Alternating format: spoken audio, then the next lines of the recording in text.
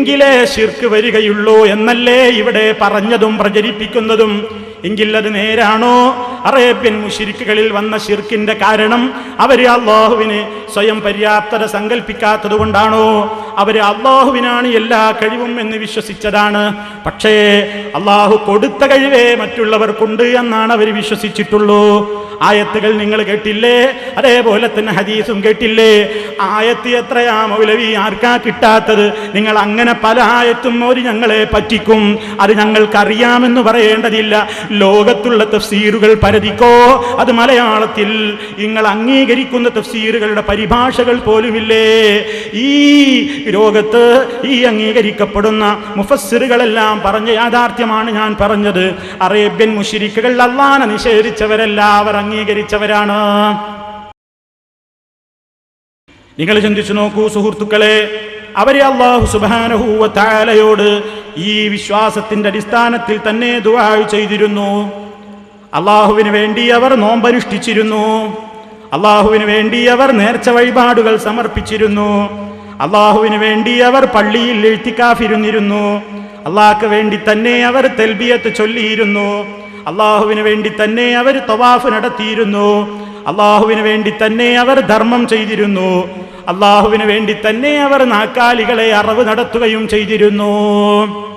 ഓഹോ, അപ്പൊ അവർ ഇത്ര വലിയ നല്ല മുഅ്മിനുകളാണോ? അത് ഞാൻ പറഞ്ഞിട്ടില്ല, അതാരും വെച്ച് കെട്ടേണ്ടതില്ല. അബൂജഹിലിനെ മുഅ്മിനാക്കിയിട്ട് ഞങ്ങളെ മുശ്രിക്കാക്കുകയാണോ മൗലവി എന്ന് ഇനി നാളെ വന്നിട്ടാരും ചോദിക്കണ്ട. അബൂജഹിൽ മുഅ്മിനാണെന്ന് ഇവിടെ അഭിപ്രായമില്ല. മുഅ്മിനാകണമെങ്കിൽ ഇസ്ലാം പഠിപ്പിച്ച കുറെ കാര്യങ്ങളുണ്ട്, അത് അംഗീകരിക്കണം. പക്ഷേ ഒരു കാര്യം ഞാൻ പറയട്ടെ, അബൂജഹിൽ അള്ളാനെ അറിഞ്ഞ ആളാണ്, അള്ളാനെ ഖാലിഖായി അംഗീകരിച്ചയാളാണ്, അള്ളാനെ റാസിഖായി അംഗീകരിച്ചയാളാണ്.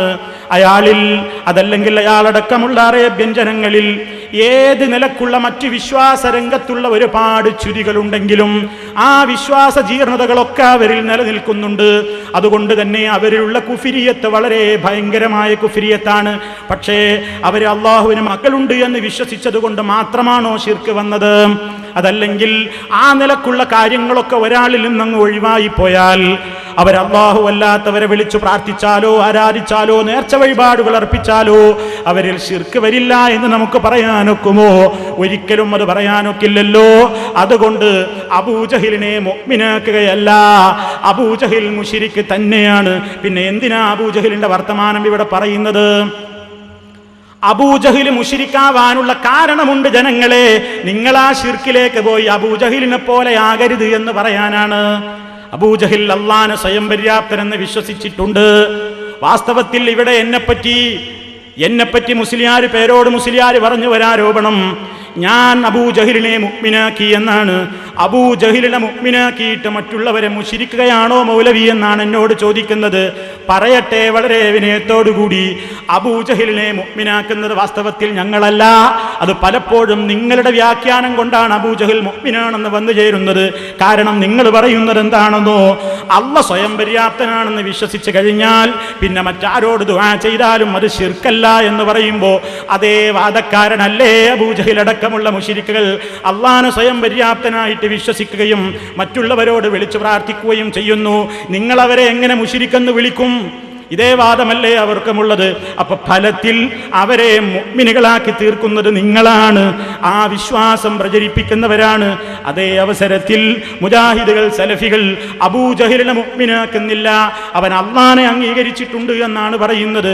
സ്വയം പര്യാപ്തതയിൽ അധിഷ്ഠിതമായ ഒരു ശക്തിയായിട്ട് അവർ കണ്ടത് അല്ലാഹുവിനെ മാത്രമാണ്. അതിനുള്ള തെളിവെന്താണ്? അവർ അല്ലാഹുവിനെയും ആരാധിക്കുന്നു, മറ്റുള്ളവരെയും ആരാധിക്കുന്നു. അവര് അള്ളാഹുവിനെ മാത്രം എന്നിടത്താണ് അഭിപ്രായ വ്യത്യാസം. അള്ളാഹുവിനെ മാത്രം എന്നിടത്ത് അവർക്ക് തർക്കമാണ്. അല്ലാഹു സുബ്ഹാനഹു വ തആലയെ മാത്രം ആരാധിക്കുക എന്നതിലാണ് അവർക്ക് എതിർപ്പ്. അവരെ അള്ളാനെയും ആരാധിക്കും, മറ്റുള്ളവരെയും ആരാധിക്കും, അള്ളാഹുവിനോടും പ്രാർത്ഥിക്കും, മറ്റുള്ളവരോടും പ്രാർത്ഥിക്കും, അള്ളാഹുവിനും നേർച്ച വഴിപാട് ചെയ്യും, മറ്റുള്ളവർക്കും നേർച്ച വഴിപാടുകൾ ചെയ്യും, അള്ളാഹുവിന് വേണ്ടിയും മറവ് നടത്തും, മറ്റുള്ളവർക്ക് വേണ്ടിയും മറവ് നടത്തും. അതേ അവസരത്തിൽ അതാ മുഹമ്മദുർ റസൂലുള്ളാഹി സ്വല്ലല്ലാഹു അലൈഹി വസല്ലം അവരോട് വന്നുകൊണ്ട് പറയുന്നു, ലാ ഇലാഹ ഇല്ലല്ലാഹ് ജനങ്ങളെ, നിങ്ങളിൽ ഇത് ശിർക്കാണ്. ഈ വാചകമെന്ന് കേട്ടപ്പോ അജഅലൽ ആലിഹത ഇലാഹം വാഹിദാ, സർവ്വ ഇലാഹുകളെയും കൂട്ടിയിട്ട് ഒരൊറ്റ ആരാധ്യനാക്കി മാറ്റിയോ മുഹമ്മദ്? ഇന്ന ഹാദാ ലശൈഉൻ ഉജാബ്, ഇത് വല്ലാത്തൊരു പുതുമയുള്ള സംഗതിയായി പോയല്ലോ എന്നാണ് അവർ റസൂൽ സല്ലല്ലാഹു അലൈഹി വസല്ലമിനെ വിമർശിച്ചത്. അപ്പൊ അവരവരുടെ ആരാധ്യർക്ക് സമർപ്പിച്ചത് എന്തൊക്കെയാണ്? ഞാൻ നേരത്തെ പറഞ്ഞില്ലേ, അള്ളാഹിനെ അംഗീകരിച്ചിട്ടില്ലെങ്കിൽ പിന്നെ അബൂജഹിൽ എങ്ങനെയാ അള്ളാഹിനോട് ദുആ ചെയ്യുന്നത്? അബൂജഹിൽ വിളിച്ചു ദുആ ചെയ്ത അള്ളാഹ് ആരാണ്? ശരിക്കും പഠിച്ചു വെച്ചോ സുഹൃത്തുക്കളെ. അതാ അബൂജഹിൽ നമുക്ക് കാണാൻ സാധിക്കും. ബദറിന് പുറപ്പെടുന്ന അവസരത്തിലതാ കഅബ ഷരീഫിന്റെ ഖില്ല പിടിച്ചുകൊണ്ട് അബൂജഹിൽ പ്രാർത്ഥിച്ചതായി നമുക്ക് കാണാൻ സാധിക്കും. കഅബയുടെ സമീപത്ത് നിന്നുകൊണ്ട് അബൂജഹിൽ പ്രാർത്ഥിച്ച ആ പ്രാർത്ഥന അതാ നമുക്ക് ഈ ബദർ കിസ്സപ്പാട്ടിൽ തന്നെ കാണാം. ഇറയോനേ ഹാദൽ ബൈത്തുടെ നായനെ ഹഖൊട് ബാത്തിലെ രണ്ടിൻ ഇടയൈ പീരിത്തരുളിടിനി ഇന്ദദിനം തനിലെ നമതിരുഭാഗം നിക്കുവരിൽ ഒരു കൂട്ടം ഹക്കുടയോർ അവരാരുനക്കറിയാം അവർകളെ ഇതിൽ തീരിത്ത് ഖലാസിയത്താക്കിട് നീ പരനേ പരനേ രണ്ടാലൊരു ദീനിനെ പോരിശയാക്കി നിതായിമിൽ കാത്തുകൾ ഫത്താഹേ താമസം ചെയ്തിട അതുത്തിരം ചെയ്തിട് നീ ഇരവിന് ഹാക്കിമേ സിത്ര അകലാക്കിനൈ കദർ അകലാക്ക് നിന്നുസ്റ ഫത്ഹാക്കുനൈ തദ്റാലവർ ദുആ പട്ടാങ്ങിൽ റാഹിമവൻ കബൂലാക്കിടൈ സത്യമാൽ. മോയിൻകുട്ടി വൈദ്യരെ നിങ്ങൾ കേട്ടിട്ടില്ലേ? മഹാകവി മോയിൻകുട്ടി വൈദ്യരുടെ സമ്പൂർണ്ണ കൃതികളിൽ നമുക്ക് കാണാം. ഇതെന്തിനാ സൂചിപ്പിച്ചതെന്നോ, ഖുർആനായത്ത് കേട്ടാൽ ചിലർക്ക് വിശ്വാസം വരില്ല, ചിലർക്ക് ആ മാലപ്പാട്ടൊന്ന് കേട്ടാലേ തൃപ്തിയാവുകയുള്ളൂ. മാലയിലുണ്ടോ? അതേപോലെ തന്നെ മൗലീദിലുണ്ടോ? എങ്കിലിതാ അബൂജഹിലെ അതാ ഖുർബായ് കഅബയുടെ ഖില്ല പിടിത്ത് അതാ ഖുർബായി കഅബയുടെ ഖില്ല പിടിത്തുകൊണ്ടാ ചോദിക്കുന്നത്, ഇറയോനേ ഹാദൽ ബൈത്തുടെ നായനെ, ഈ ബൈത്തിന്റെ ഈ കഅബാലയത്തിന്റെ നാഥനായ റബ്ബിനോട് അവൻ ചോദിക്കുകയാണ്. ഈ രണ്ട് കക്ഷികളിൽ ബാത്തിലിന്റെ കക്ഷിയും സത്യത്തിന്റെ കക്ഷിയുമുണ്ടല്ലോ, അവർക്കിടയിൽ നീ പിരിക്കണം. ആരാണ് സത്യത്തിന്റെ കക്ഷിയെങ്കിൽ നീ അവരെ കാത്തുകൊള്ളണം, നീ അവർക്ക് വിജയം നൽകണം എന്നിങ്ങനെ അബൂജഹിൽ ദുആ ചെയ്തപ്പോ അതാ പട്ടാങ്ങിൽ റാഹിമവൻ കബൂലാക്കിടൈ സത്യമാൽ. അവനത് അംഗീകരിച്ചു, അള്ളാഹുവിനെ അംഗീകരിച്ചു. അവരതാ ദുആ ചെയ്തില്ലേ, അള്ളാഹു അവർക്ക് ഉത്തരം കൊടുത്തു എന്നാണ് നമുക്ക് ഇതിൽ തന്നെ പറയുന്നത്. ഇങ്ങനെ എത്ര സംഭവങ്ങളുണ്ട് സുഹൃത്തുക്കളെ. അവർ നോമ്പെടുത്തുവെന്ന് ഞാൻ പറഞ്ഞില്ലേ, ആശൂറ നോമ്പ്, മുഹറം 10 നോമ്പ് അറേബ്യൻ ഖുറൈശികൾ എടുത്തിരുന്ന നോമ്പാണ്. അവർ നേർച്ചയാക്കിയിട്ടുണ്ട്. എഴുത്തിക്കാഫിരിക്കാൻ നേർച്ചയാക്കിയത് നമുക്ക് ഹദീസിൽ കാണാം. തെൽബിയത്ത് ഞാൻ നേരത്തെ പറഞ്ഞു, തവാഫിനെ പറ്റിയും ഹദീസുകളിൽ പരാമർശം കാണാം. പക്ഷേ ഉടുത്തതുപോലും ഉരിഞ്ഞിട്ടുള്ള തവാഫായിരുന്നുവെന്നേയുള്ളൂ. പക്ഷേ അതും അള്ളാഹുവിന് വേണ്ടി തന്നെയാണ്. അതേപോലെ തന്നെ കാർഷിക വിളവുകളിൽ നിന്നും കാലി സമ്പത്തിൽ നിന്നും അവർ അള്ളാഹുവിന് വേണ്ടി ഒരു വിഹിതത്തെ നീക്കിവെക്കുന്നുണ്ട്.